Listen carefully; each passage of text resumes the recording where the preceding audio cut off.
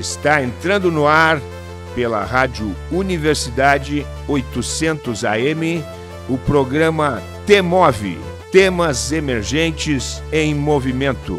O que te move?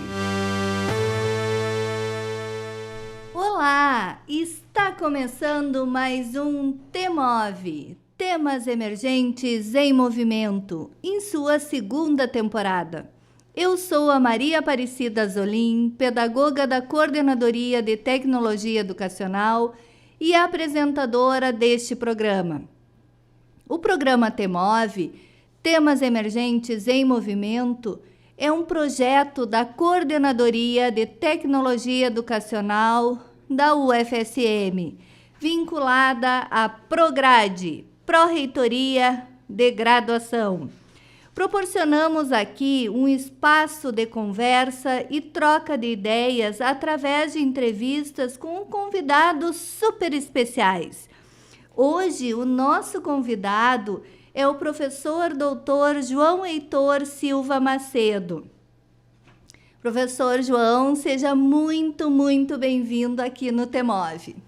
Obrigado pelo convite, né? E é uma oportunidade para a gente conversar e vamos lá. Bom, eu vou te apresentar.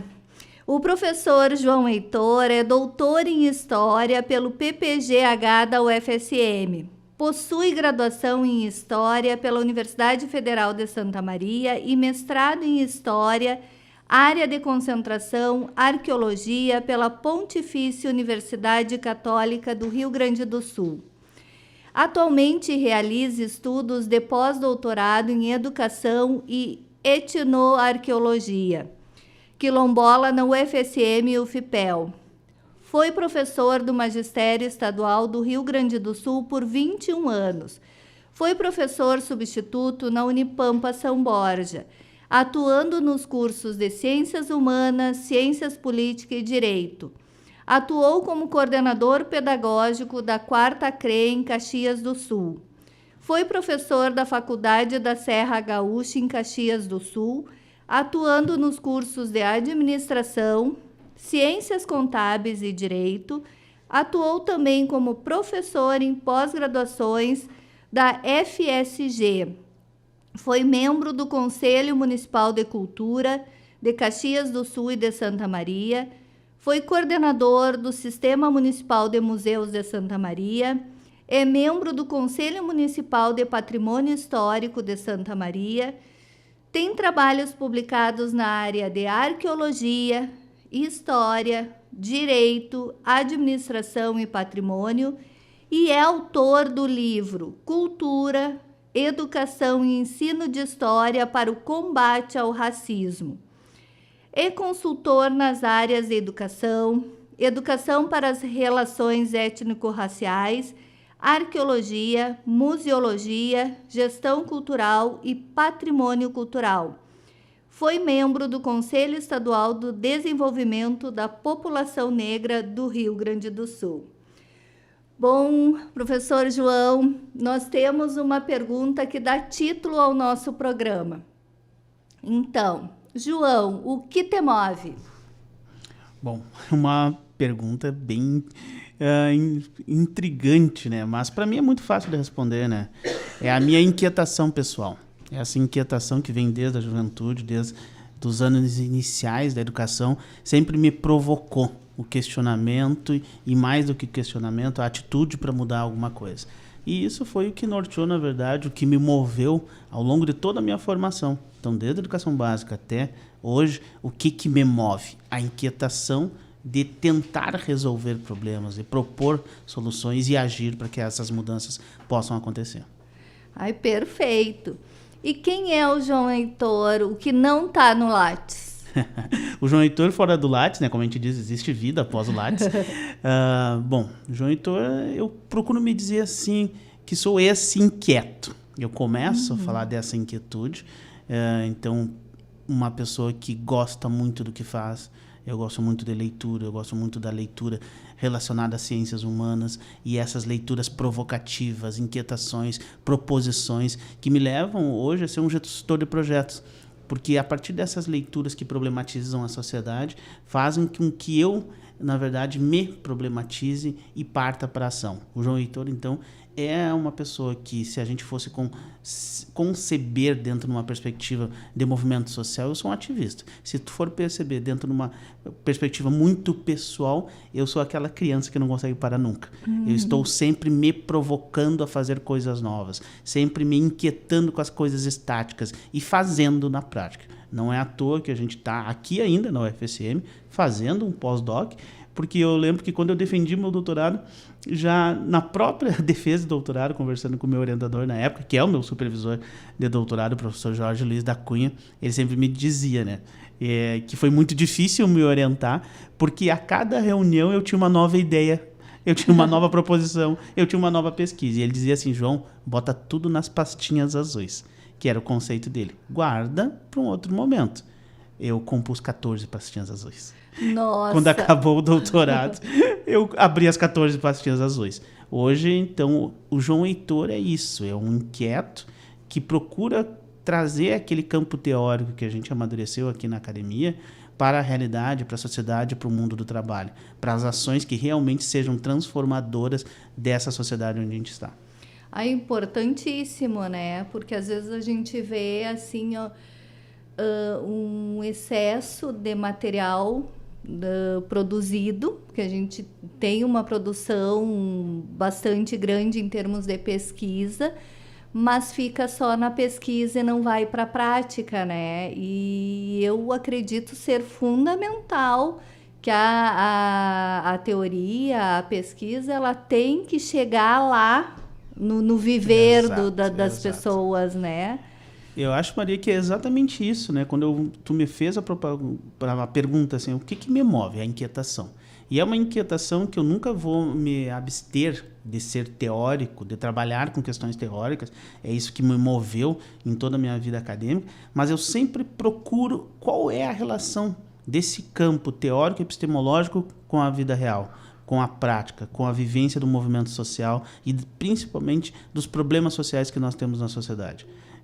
Quando eu me propus a continuar pesquisando, sempre foi com essa perspectiva. O que eu fazia aqui tinha que ter eco na sociedade, na prática. Eu tinha que conseguir ver isso sendo aplicado. Tanto é que essa minha inquietação fez com que eu imediatamente, após o doutorado, eu voltasse aos meus projetos, né? Como eu brinquei agora com as pastinhas azuis, mas voltar àquela ação efetiva onde toda aquela elaboração teórica que eu fiz tinha sentido.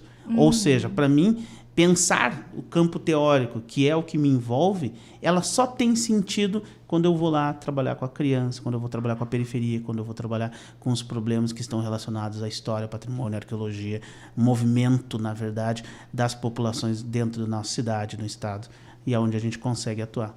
Ai, perfeito. João, como é que tu percebe a questão do racismo no momento atual? Eu acredito que nós vamos falar muito hoje, durante o programa, sobre essas questões, porque eu acredito que a gente precisa falar muito, muito, porque é inconcebível ainda no século XXI as pessoas ainda estarem cometendo esse tipo de crime, né? Porque é crime.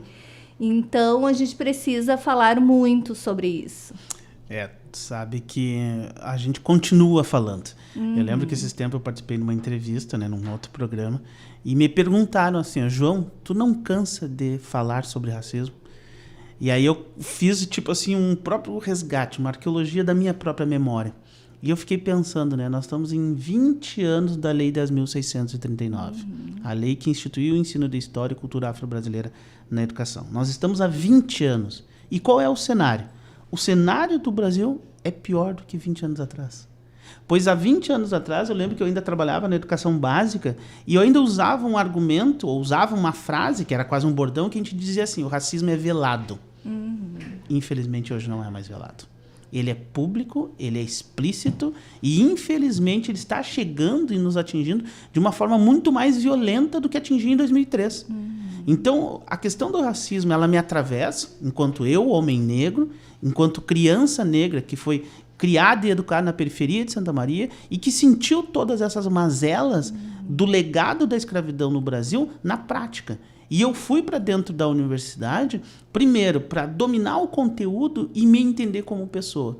E mais do que isso, quando eu me preocupo com a pesquisa e me aprofundo na pesquisa, era justamente para encontrar respostas no campo teórico e epistemológico para as problemáticas sociais que eu tinha sofrido na infância como criança negra, que eu continuava convivendo enquanto educador negro e vendo as crianças negras dentro da estrutura. E aí a gente vai para um conceito de racismo estrutural, onde a educação é um dos pilares fundamentais para transformar a sociedade, mas também é ela, a educação, que reproduz de forma muito mais efetiva o racismo. Pois eu falo aqui enquanto professor, enquanto pesquisador negro e enquanto cidadão. E faço com que os ouvintes também façam uma leitura reflexiva. Onde é que é a primeira vez a gente sente o racismo? Nós, pessoas negras. É na escola. Então, essa estrutura basilar da escola secular, ela silenciou o debate de racismo por mais de 100 anos. Vamos considerar que a abolição da escravatura acontece há 135 anos, que a proclamação da República ela é logo após, em 1889, mas há um silenciamento histórico sobre falar de racismo na educação.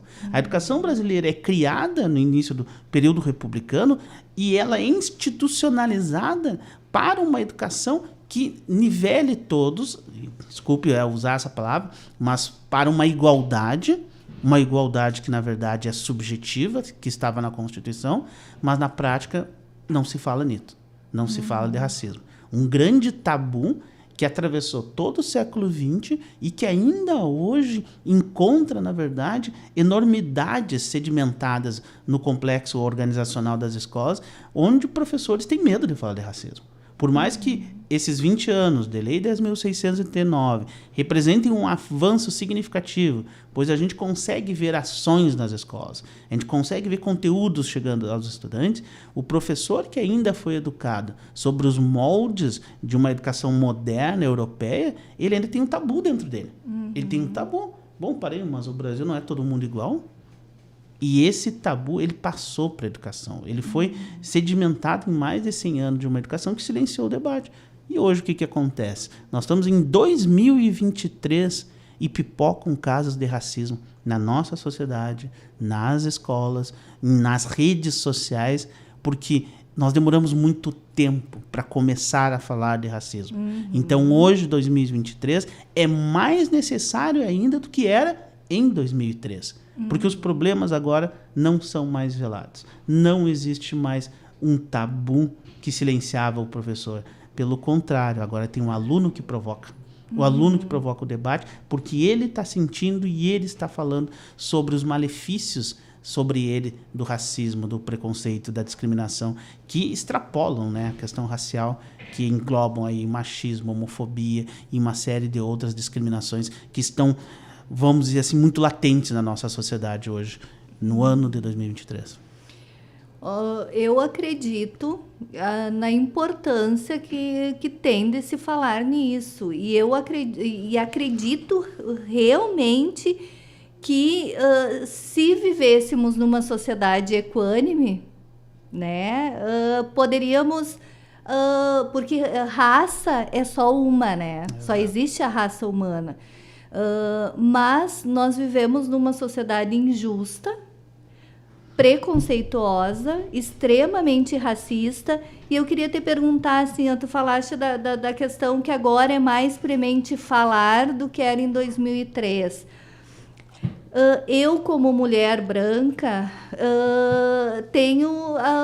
é um machismo, né? Não é o meu lugar de fala. Mas eu queria te perguntar, assim, a impressão que eu tenho que os casos de racismo, de violência policial, têm aumentado. Eu não sei se é porque tem sido divulgado mais, porque a gente sabe que isso sempre aconteceu, pessoas negras sendo presas, porque supostamente já são os suspeitos, né? Então, mas parece assim que aumentou, que a violência contra pessoas negras, tanto homens quanto mulheres, aumentou. Eu faço uma avaliação assim, eu venho ao encontro da tua fala. O que acontece, principalmente nesse século XXI, e a gente coloca como um marco ali a data de 2003, que é quando começa mesmo o debate sobre a questão racial no Brasil na educação, fez com que houvesse, aí vem o lado que eu sou otimista e na proposição do que a gente pensa para uma educação antirracista. Esse marco temporal, que é a Lei 10.639, ela provoca a criação de espaços para a construção de um debate acadêmico, da produção acadêmica, de pesquisa relacionada não só com o período da escravidão, mas com pós-abolição, e toda essa formação social do Brasil que vai acontecer com a presença negra e que antes era silenciada.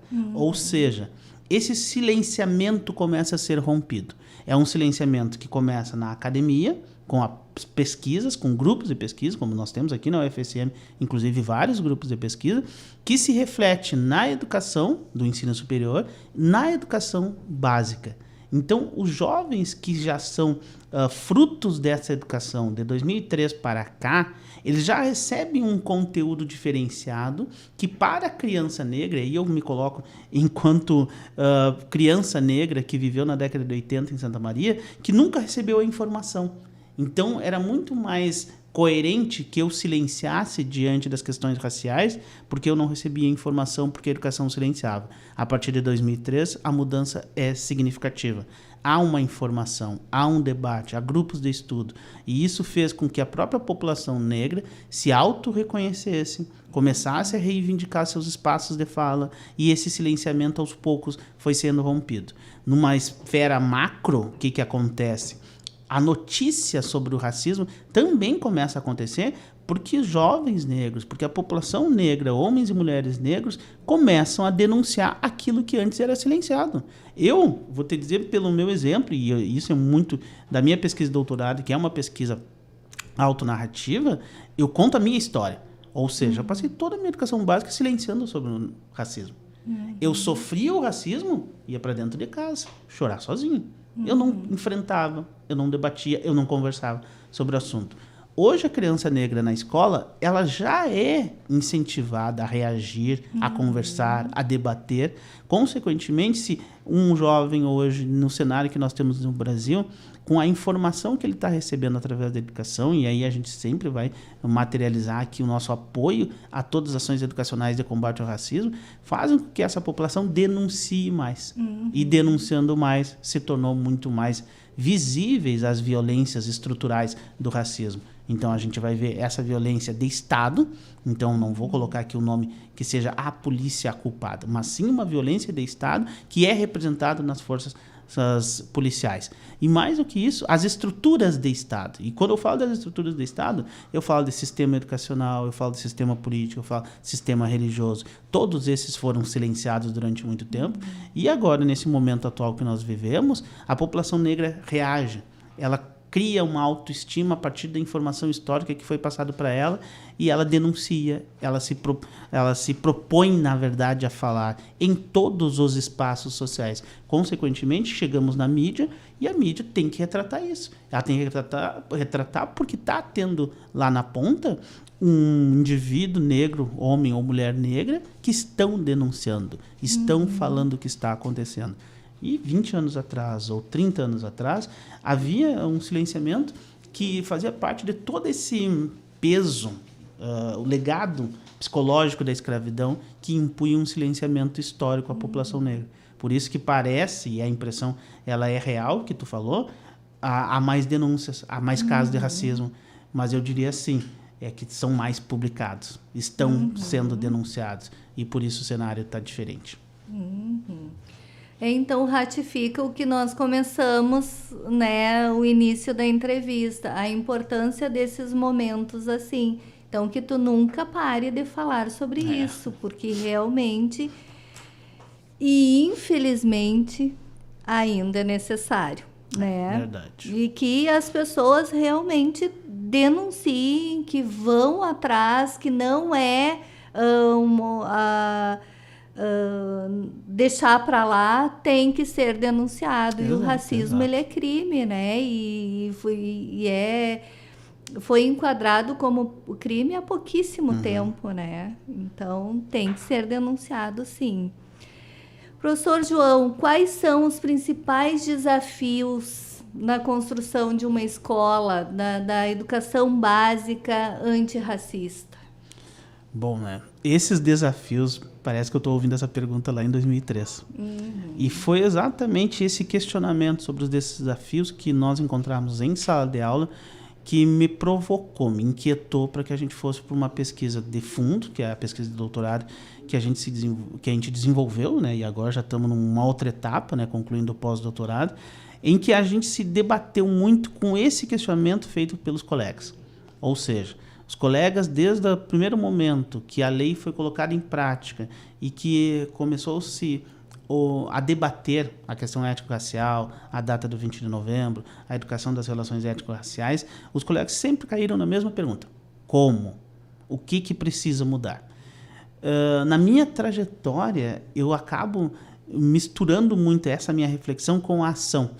E durante um primeiro espaço, um primeiro momento, logo depois de 2003, pelo menos até 2008, eu lembro que houve uma questão muito orgânica. O movimento negro se apropria da pauta, vai para dentro da escola e cobra que a educação étnico-racial seja colocada em prática.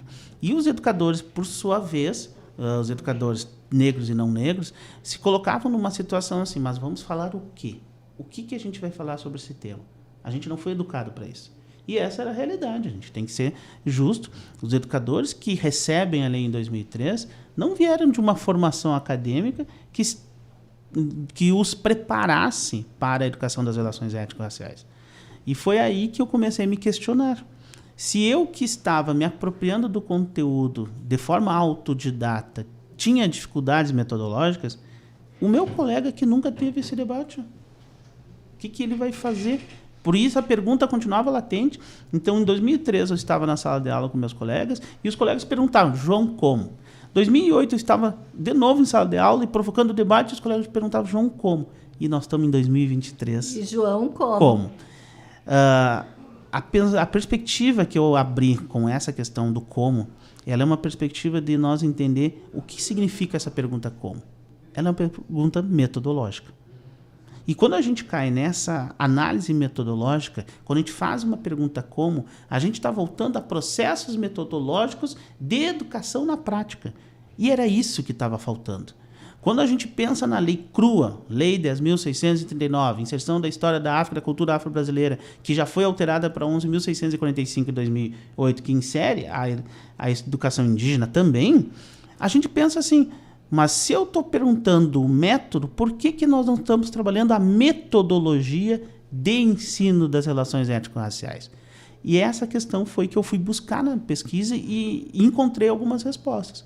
A Lei 10.639, ela sempre foi muito mais o método, ou seja, responder essa pergunta como, do que o conteúdo no final. E responder essa pergunta do como é nós rever todo o nosso processo formativo. Ou seja, o como está na formação dos professores, que não estavam preparados para trabalhar esses conteúdos. E pensando na perspectiva de uma educação plena, formativa e transformadora, não é o conteúdo a ponta final, mas o processo de ensino-aprendizagem que precisava de um referencial teórico diferente. E foi essa busca por esse referencial teórico que me moveu durante os anos de pesquisa de doutorado e que nas diretrizes para a educação das relações étnico-raciais publicadas em 2004 está ali a sinalização da metodologia. Era necessário que nós colocássemos em debate uma outra metodologia de ensino, e aí eu não estou falando só da história da África para a educação, mas eu estou falando das licenciaturas. Eu estou falando da formação de todos os professores. Pois faço aqui a minha autocrítica e uma crítica ao nosso sistema de educação de nível superior, a universidade, e foi isso que eu debati durante todo o meu doutorado, que nós entramos dentro de uma universidade de modelo europeu. Nós reproduzimos aqui e nos formatamos aos moldes de uma epistemologia da modernidade europeia. E quais são os pilares dessa modernidade europeia? Teóricos formadores de um conceito de ciência que vai amadurecer entre o período renascentista e iluminista e que geram a nossa educação, ou a educação pública que vai chegar ao Brasil, a partir de bases teóricas que são a racionalidade de Descartes, Bacon, Kant, Hume, e todos nós que passamos por dentro dessa universidade, principalmente nos cursos de licenciatura, somos moldados a essa formatação. No entanto, a reflexão crítica nunca foi feita. A quem serviu essa formatação científica da modernidade? Lembrem-se aqui, e aí vem o historiador falando, que a modernidade, para além de um conceito sociológico, ela é um conceito histórico. É um período histórico específico entre o século XV, né, e o século XVIII, para não ser tão exato para a gente entender essa amplitude. Mas é o período em que, no mundo conhecido, dentro da lógica e da racionalidade europeia, acontecem as grandes navegações, é que acontece o colonialismo, e nesses conceitos estão alicerçados as bases do colonialismo. E aqui, enquanto povo brasileiro, enquanto uma nação que emerge socialmente a partir do colonialismo, quais são os pilares desse colonialismo? Não é o latifúndio, a monocultura e a escravidão? Então, friamente falando, os conceitos teóricos que criam a modernidade são também os conceitos teóricos que criam um modelo escravista moderno, e que se reflete em uma sociedade herdeira dessa modernidade racional europeia, que vai impor, então, um tipo de raciocínio cartesiano ao benefício da linearidade histórica para os europeus. Essa é a grande contradição. A nossa educação, ela foi criada a um modelo europeu, para servir ao desenvolvimento econômico europeu, nunca pensando nos povos originários que estavam aqui, não pensando nos povos escravizados, meus antepassados que vieram para cá, para o Brasil, e não pensando na construção de uma nação a partir da sua própria lógica racional. Ou seja, a nossa formatação, ela também é a responsável pelos nossos preconceitos estabelecidos em relação aos meus antepassados africanos, aos povos originários que estavam aqui e a toda uma estrutura que não foi considerada pelos europeus, pois foi imposta uma educação formatada, cartesiana e que reproduz as desigualdades. Nossa! Prof. João, a nossa conversa está muito interessante, mas nós vamos ter que chamar um rápido intervalo e a gente volta rapidinho com o professor Dr. João Heitor Silva Macedo.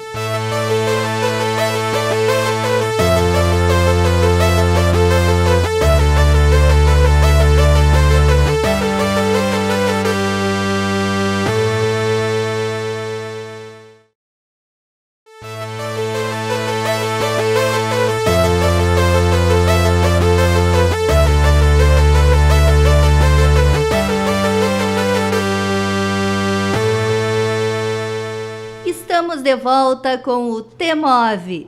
Para você que ligou o rádio agora, seja muito bem-vinda, seja muito bem-vinda. Eu sou a Maria Aparecida e você está ouvindo o programa TMOV pela Rádio Universidade 800 AM, com a presença do professor Dr. João Heitor Silva Macedo. O TMOV é um programa de conversa e troca de ideias através de entrevistas semanais com os nossos convidados. Trataremos sempre assuntos sugeridos pelos parceiros dos temas emergentes. Professor João, sobre essa questão do ensino da história, que é fundamental, é importantíssima, que foi a partir, como tu estavas falando, né, de 2003, com a Lei 10.639. Mas eu fico pensando assim, ó, que com as crianças, a questão da identidade, nós tivemos esses dias entrevista com a professora Leonice Mourad, que ela trabalha, uma das pesquisas que ela realiza é com a questão étnico-racial. Ela, negra, e ela conta na entrevista que ela só foi se perceber como mulher negra ao entrar na universidade. que até então ela não tinha pensado sobre isso, não tinha se percebido. O que fazer? A criança cada vez mais cedo está indo para a escola, né, na educação infantil. Como? Porque a criança, ela não é preconceituosa, né? A criança, ela aprende a ser racista, a ter inúmeros preconceitos com os adultos com quem ela convive. Isso é um fato, ela não nasce assim. Então, o que fazer para que a criança negra que chega na escola se identifique como uma pessoa negra? E qual é a importância disso? Bom, eu acho que essa reflexão que tu traz aí é uma reflexão, então, que também me moveu. E pensando todas essas questões teóricas que eu abordei antes, é para chegar na ponta, é para chegar na criança, é para que a gente entenda essa criança negra no cenário atual do Brasil, em que o racismo está bastante latente. E eu acho que tem uma frase, uma reflexão do Nelson Mandela que serve muito para esse momento, né? Ninguém nasce odiando ninguém. Se aprende, né, a odiar. E se tu pode aprender a odiar, tu também pode aprender a amar. Ai, eu amo essa frase. Essa frase, ela se reflete diretamente na ação que deve ser desenvolvida pelos educadores. Quando eu te fiz toda essa reflexão em cima da questão da nossa formatação acadêmica, dos moldes da universidade, é porque nós precisamos inserir dentro da nossa formatação acadêmica uma formação mais ampla, diversificada, com outras racionalidades. E essas outras racionalidades é que nos permitiriam equilibrar essa questão da desigualdade social que se apresenta dentro da sala de aula, dando perspectivas de vislumbrar dentro do espaço educacional um outro modo de vir a ser. E esse outro modo de vir a ser é apresentar não só aquela racionalidade europeia que nós todos fomos educados com uma tradição greco-romana, judaico-cristã ocidental, que é a nossa linearidade tradicional, mas também apresentar uma linearidade que desconfigura essa tradição, que é o conceito racional africano.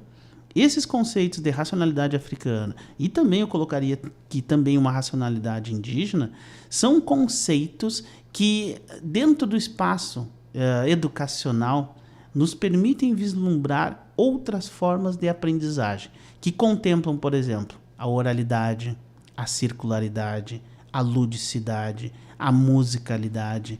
São elementos africanos de conhecimento, que buscam naquilo ou naqueles que vieram antes de nós um ser e estar no mundo em perspectiva circular, diferente do cartesiano europeu, onde a criança dentro da sala de aula, ao poder se refletir naquele educador que se narra para ele, que conta a história, que faz a criança se sentir parte da história, essa criança também começa a ter uma outra percepção de vir a ser, que não é aquela formatação em que tu tem que ser aquele modelo europeu, mas que tu tem uma perspectiva de entender o que está ao teu redor, os outros, a diversidade, a coletividade, e nessa perspectiva que primeiro o educador tem que se desconstruir dessa racionalidade, é levar para a sala de aula essa perspectiva de circularidade e de reconhecimento de todos dentro dessa diversidade, para que nessa diversidade se construa uma nova humanidade. E assim, o conceito de identidade, ele se renova. Não se renova na perspectiva individualista, racional europeia, mas numa perspectiva de filosofia e de uma ontologia africana, que não é a individualidade europeia, mas nós somos. Uma filosofia de África que fala da coletividade, da circularidade e das ações que nós fazemos a partir daquilo que nós ouvimos, daquilo que nós refletimos e daquilo que nós pensamos para fazer. Seria a filosofia Ubuntu? É a filosofia Ubuntu. Aí eu queria que tu falasse um pouquinho mais sobre essa filosofia que eu acho assim, extremamente interessante. Eu só sou se todos nós somos, né? Algo assim. A filosofia, na essência, Ubuntu é uma filosofia da África do Sul, né? Do país África do Sul, mas ela dialoga com toda uma ontologia africana de racionalidade e de conhecimento. E muita gente se engana em falar eu sou porque nós somos. O eu não existe na ontologia africana. É nós somos. É o coletivo. Nós, enquanto indivíduos, nós somos, na verdade, parte de uma circularidade. Quando eu falo aqui em nome de João Heitor Silva Macedo, eu estou falando em nome daqueles que vieram antes. Eu estou falando em nome de uma coletividade anterior. E quando eu falo para todos aqui que estão nos ouvindo, eu estou colocando no ar uma energia vital que circula nesse ambiente. E essa circularidade aciona uma nova racionalidade, que sim, essa é individual. Pois cada um de nós vai processar, vai conceber aquilo que eu falo, mas vai buscar a sua ancestralidade, e dessa racionalidade ancestral ela joga um novo conhecimento. O Ubuntu, ele traz uma emergência, na verdade, de África, que é compartilhada por vários povos do continente africano. E esse compartilhar de conhecimento é que faz essa diferença da racionalidade europeia individualista moderna que nós recebemos, pois é o todo. E esse todo, a gente está falando de meio ambiente, nós estamos falando do rio, nós estamos falando da terra, nós estamos falando do sol, a gente está falando de tudo aquilo que ao nosso redor nos dá sentido. E quando a educação nos dá sentido, ela transforma de verdade. Desculpe eu te interromper, eu me empolguei, porque é uma ideia que também é dos povos originários, exatamente, né? Não existe o eu. Exato, é o nós, é o coletivo. Então eu sempre corrijo as pessoas quando eu vejo elas trazendo a tradução, né, que é a tradução que vem dos anos 90 para cá. Eu sou porque nós somos. Mandela nunca disse isso. O primeiro grande propagador do Ubuntu foi o Mandela, logo após a sua libertação daquela prisão política que ele teve, quando ele projeta a primeira Constituição pós-apartheid da África, ele começa a colocar esses valores africanos dentro da Constituição. E esses valores africanos, então, que emergem do país da África do Sul, é coletividade. E essa coletividade é o que nós temos, sim, com os antepassados africanos, com os povos originários, e que tem uma outra lógica de ver o mundo e estar no mundo, que não é essa mesma lógica racional, capitalista, consumista que nós temos. Ela sim existe a partir da nossa formação europeia, mas ela tem que ser equilibrada. Não tanto eurocentrismo e nem tanto afrocentrismo. Se nós conseguir esse equilíbrio dentro da educação, a gente começa a perceber a diversidade em sala de aula e dar a oportunidade à criança para que ela se perceba dentro dessa sala de aula, para que ela encontre eco na fala dela na sala de aula. Nós ouvimos assim vários termos, né? E eu gostaria que tu falasse um pouquinho sobre eles, tipo racismo estrutural, racismo recreativo, racismo ambiental. Tu falaste na questão do racismo velado. Poderia falar um pouquinho assim sobre, para quem está nos ouvindo e de repente desconhece os termos? Eu acho que cada um deles, né, mereceria um programa específico.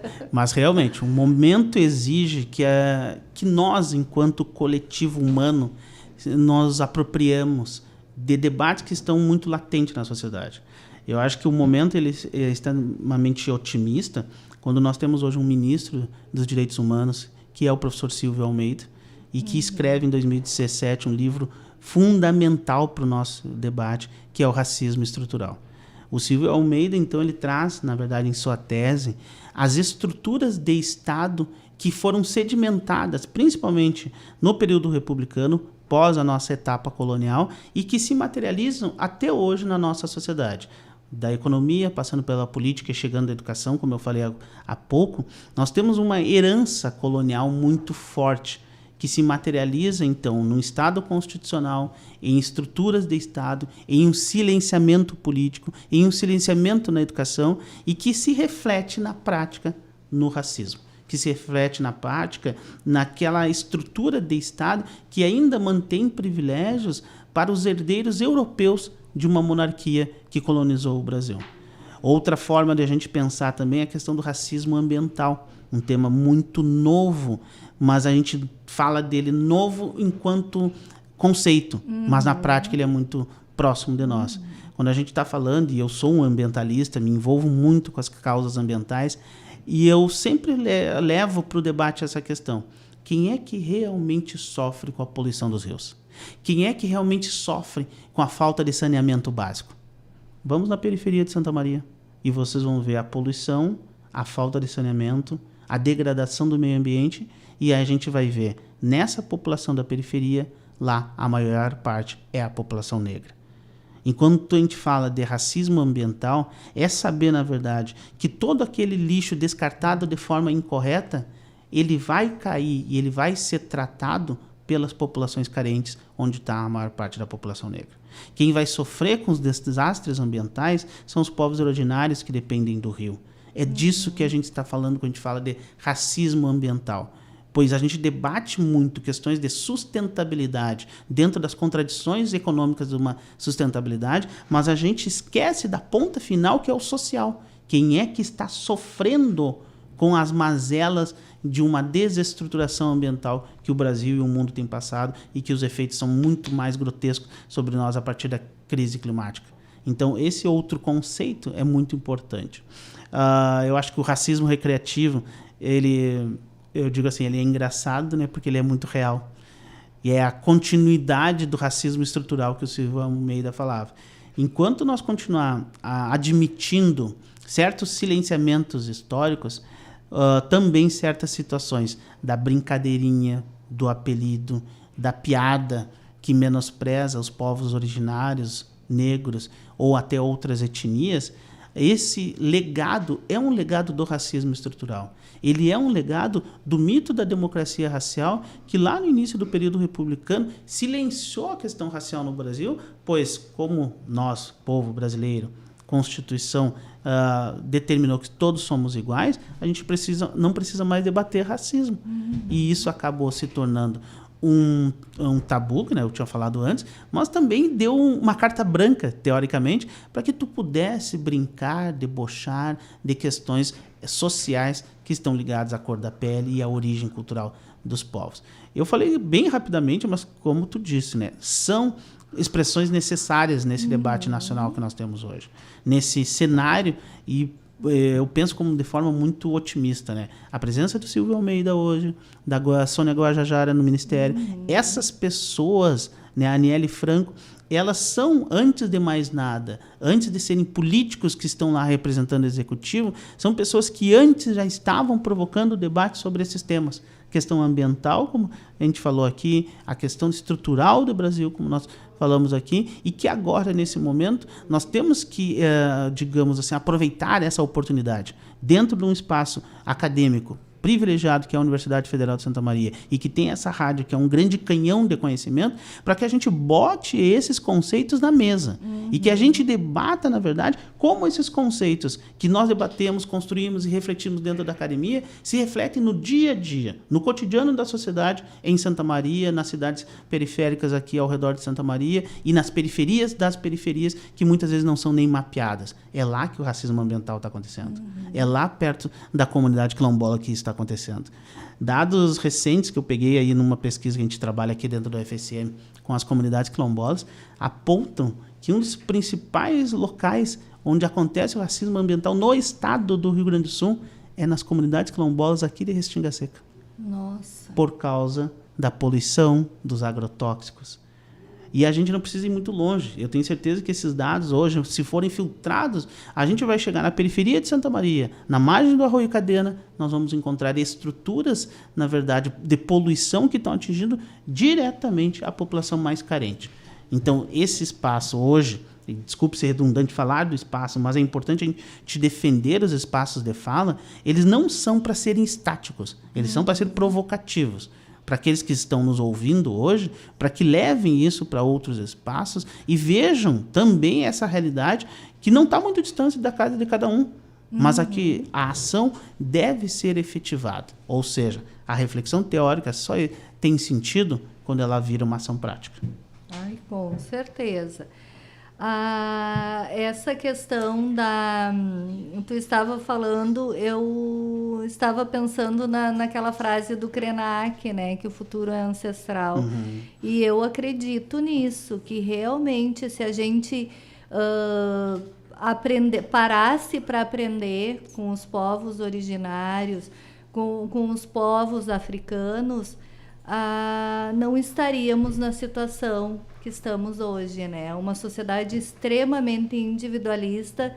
Até nós estávamos comentando, né, a questão da estrutura do trânsito dentro de uma universidade federal, né? No caso aqui, né?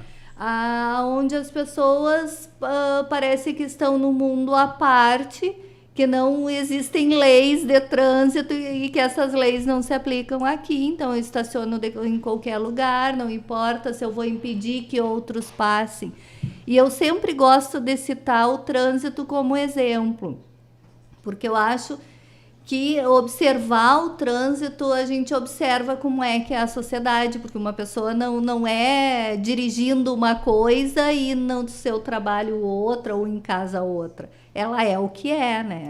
E o trânsito demonstra isso, que nós somos uma sociedade individualista, extremamente... é o eu que impera, né? Eu estando bem, que os outros, né, se danem. Então, essa questão, assim, ó, da gente pensar isso, né? Que, na verdade, a gente tem que voltar, né? E esse voltar não é um retrocesso, é um avanço, e pensar numa sociedade mais equânime, onde as pessoas sejam, que pensem, né? E olhem para o outro como um legítimo outro. E tu estava ali falando da questão da Constituição, né? Todos são perante a lei. Só que nessas situações que tu estava relatando, eu acho que o George Orwell se encaixa melhor. Todos são iguais perante a lei, mas uns são mais iguais do que os outros, né? Infelizmente. Na escola, eu voltando com a questão da escola, como um gestor pode contribuir, que ações ele pode ter que contribua para esse debate, para essa conversa, para que a escola seja uma escola antirracista? Bom, eu trabalhei muito tempo em escola, né, e tive também esse papel de ser gestor da escola e sempre muito preocupado com as questões étnico-raciais. Eu acho que não existe, na verdade, a necessidade de nós criar a roda, porque já existe, sim, uma proposta, nós já temos documentos e a gente já tem política para isso. As diretrizes curriculares para a educação das relações étnico-raciais de 2004, elas trazem ali uma série de orientações. Então, eu sempre indico diretor, coordenador pedagógico, que são as pessoas que estão diretamente ligadas à gestão da escola, elas é que têm que assumir para si esse debate. Elas têm que dominar esse conteúdo. Em 2013, saiu um Plano Nacional de Implementação da Lei 10.639. Nesse plano, que eu digo como sugestão a todos os gestores da escola, coordenadores pedagógicos, diretores e vice-diretores, está ali a função de cada um. O que tem que fazer? Então, o diretor, ele é o responsável por provocar esse debate. Ele é o responsável por dar condições para que os seus professores em sala de aula recebam essa informação, para que daí sim se preparem para mudar a metodologia, para pensar uma ação mais efetiva para o combate ao racismo. Mas o que está por trás desse Plano Nacional de Implementação? Está o compromisso do gestor. Mais do que tudo. O gestor não pode pensar ali no eu, como tu disse. Ele é um gestor de um coletivo. Ele é gestor de uma escola que tem um compromisso social, e esse compromisso social tem que, sim, abordar as questões étnico-raciais. Então, não precisa inventar a roda. É ver esses documentos e assinar o compromisso de que vai oportunizar aos professores o espaço para fazer o debate, a bibliografia necessária, a continuidade, por exemplo, de projetos educacionais ligados a uma educação mais diversificada, mais humana, igualitária.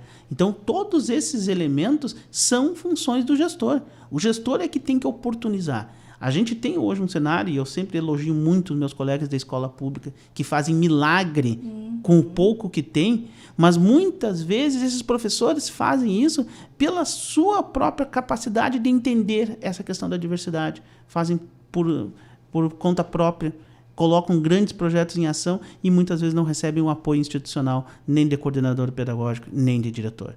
Então, os professores que fazem, todos os méritos, os parabéns pela luta diária de tentar fazer uma educação igualitária e justa para todos. Mas faço aqui o chamamento a coordenadores, pois essas ações que podem ser multiplicadas na escola dependem do gestor. Depende da estrutura da escola estar à disposição daquele professor ou daqueles professores que querem fazer isso. E, infelizmente, não são todos os gestores. Os gestores não recebem essa informação, não são cobrados para que esse plano seja colocado em prática, e por isso a gente vai para uma análise um pouco mais crítica, estrutural, como diz o Silvio Almeida, porque a gente sabe que o diretor, principalmente o diretor, né, ele recebe uma carga muito grande de gestão. E quando a gente pensa em quem é o mantenedor desse diretor, né, é a Secretaria de Estado da Educação, é a Secretaria de Município da Educação, e lá dentro dessas secretarias tem profissionais habilitados para assessorar esse diretor, para dar informação, para formar esse diretor para isso. Então, é outra carência que nós temos. É ter dentro das secretarias profissionais habilitados que preparem esse diretor e esse coordenador para eles refletirem essas ações dentro da escola. E aí a gente vai para análise mais macro ainda. O Ministério da Educação, a CEPIR. Nós temos 2 órgãos fundamentais no cenário nacional que são responsáveis por essa instrumentalização. Eu sei que nós estamos no início de governo, mas nós não podemos deixar de pautar. São esses 2 ministérios que têm que instrumentalizar secretarias de Estado, secretarias municipais, para que isso aconteça, para depois a gente poder cobrar de diretor e coordenador de escola. Com certeza. E eu acredito que essa questão antirracista, e isso a gente volta lá no que tu falaste no início, né, da ir para a prática. E eu acredito que ela realmente ela não pode ser apenas no papel, e ela tem que ser uma questão de postura, do ser, né? Não adianta eu falar, mas né, as minhas ações, o meu fazer contradizer isso. Então, realmente é uma mudança de fazer, é uma mudança do seu modo de fazer as coisas. E eu acredito que é só assim que a gente possa ter uma sociedade um pouco melhor. Eu acho que só complementando a tua reflexão, todo o aspecto que a gente pensa na prática da educação das relações étnico-raciais, que sempre tem como grande foco o educando, passa pelo aspecto formativo do educador. Então, não só a formação básica do educador, a licenciatura, mas também aquela formação continuada que tem que ser oportunizada. Essa educação continuada, ela não pode parar nunca. E ela tem que ser sempre pautada pelas questões étnico-raciais. Nós temos uma quantidade enorme de projetos que chegam à educação básica. E cada projeto, ele deve ser colocado em prática com essa reflexão. Bom, de que maneira a gente também está tangenciando a Lei 10.639 e 11.645? Está tangenciando? Não está? E por que não está? Professor João, infelizmente o nosso tempo está acabando, mas eu gostaria que tu deixasse uma mensagem aos nossos ouvintes. Bom, eu acho que, primeiramente, eu quero agradecer, né? A oportunidade de a gente continuar falando desse tema extremamente importante para nós, que é um tema que me atravessa, que me move. E mais do que pensar aqui em atitudes e reflexões, e que é o que nós fizemos nesse pequeno espaço, a gente tem que ir para a prática. E ir para a prática, eu sempre coloco assim a questão do João Heitor, a criança inquieta. Não precisa que um governo venha me dizer o que eu tenho que fazer. Não precisa que uma instituição venha me dizer o que fazer. Eu tenho um compromisso como educador. E esse meu compromisso como educador é educar a todos de forma igualitária, justa e equânime dentro da sala de aula. Ou seja, se eu tenho esse compromisso, eu vou buscar as informações para que eu possa colocar em prática uma educação que seja realmente plural e que todos e todas na minha sala de aula se sintam contemplados por aquilo que eu estou passando. Não só o de origem europeia, não só o de origem africana, nem só o de origem indígena, mas que toda aquela criança que estiver em sala de aula seja entendida e seja contemplada pela minha fala e pela minha ação pedagógica, que tem que ter sentido para eles. Professor João, te agradeço imensamente por estar aqui conosco com essa conversa extremamente esclarecedora e motivadora, para que a gente consiga, cada um fazendo a sua parte, para que a gente tenha uma sociedade mais equânime, mais justa. Então, muito, muito obrigada. Eu que agradeço. A gente continuamos na nossa luta diária por uma sociedade mais justa. Estamos finalizando o TEMOV. Eu sou a Maria Aparecida Zolim, pedagoga da CTE-UFSM e apresentadora do programa TEMOVE, aqui na Rádio Universidade 800 AM UFSM. O TEMOVE conta com a produção da comunicadora social Luísa Peixoto e da diretora da CTE, Lisiane Miller. Trabalhos técnicos de Giano Al e direção de rádio de Jonathan Ferreira. Você pode ouvir novamente essa e as outras edições do nosso programa no YouTube. Acesse lá youtube.com/capacitação digital UFSM. Lembrando, sem o tio e sem o cedilha. Se inscreva no nosso canal, curta e compartilhe. Nós estaremos de volta na próxima semana falando sobre os temas emergentes em movimento, aqui pelos estúdios da Rádio Universidade 800 AM. Obrigada pela sua audiência, que a sua semana seja leve e feliz. Até semana que vem!